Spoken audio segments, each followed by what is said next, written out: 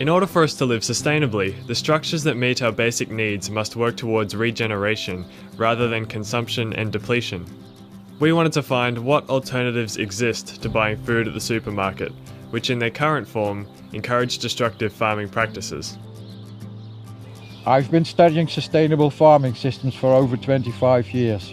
There are no real issues. We can solve all of them. There are really easy answers to grow food quality and with good environmental care.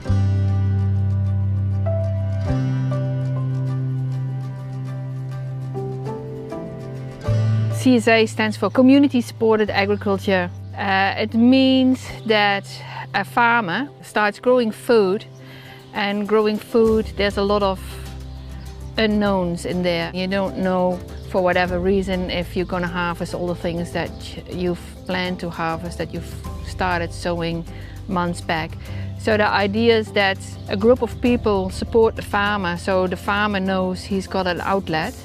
Our optimum is to have 200 members. At the moment we've got between 100 and 150. Every week, every Wednesday and Thursday, depending on where people live, we send them, they receive a box, and they know that every week they're going to get a box of healthy fresh foods that have been harvested just before they got them.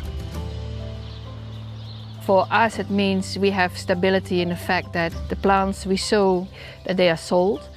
We don't have the issue of food waste, because if a broccoli is small and it normally wouldn't be able to go to the supermarket, we can give people two. Supermarket is the complete opposite, because they are just going for bigger and longer shelf life, and that encourages the farmer to go into the input rat race, which is a race without an end, and they buy an ever increasing amount of inputs, which results in environmental pollution and all the other downstream effects. As a farmer, you want to create healthy soils and healthy plants and healthy animals, and further up the food chain, you make sure that you create a soil that invites the right sets of microbes. That's the job. We've got the microorganisms which are governing the system. We just create a habitat for them. Then you got the plants growing out of there, be it annuals, perennials and trees. Then amongst that you've got the insects living in there, and then we've incorporated pigs, sheep, cows, ducks, geese, and I'm sure we're forgetting a few bits and bobs, and every single item adds value. The idea was, when the olive trees were big enough, we would have animals underneath, sheep, dairy sheep, for example.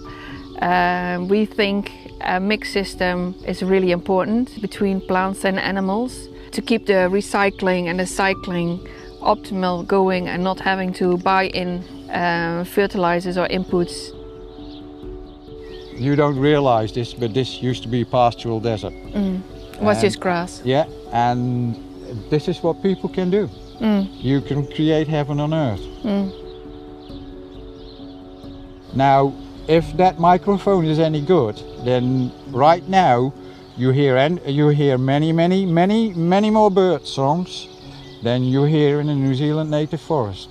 Okay, they are not all exotics, they are not all natives, but my God, do they free up my spirit. The supermarket system demands that farmers supply uniform, blemish-free produce, favouring looks over nutritional value. This leads to conventional growing practices like over-applying fertilisers and spraying with toxic chemicals. The CSA model eases the pressure on farmers because they are no longer bound to meet these industry demands, allowing them to farm in a way that produces healthy food, as well as building the soil, creating biodiversity, and increasing resilience to natural forces like drought and pests.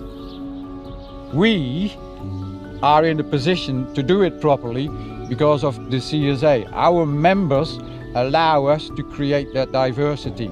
That other old system doesn't allow you to create that diversity. If you're interested in the environment, if you're interested in being responsible, looking after yourself, taking responsibility for your own health, if you're interested in social responsibility, then I would say go out and find initiatives like ours and get your food and your satisfaction from places like that. And that will encourage a snowball effect that will change this world.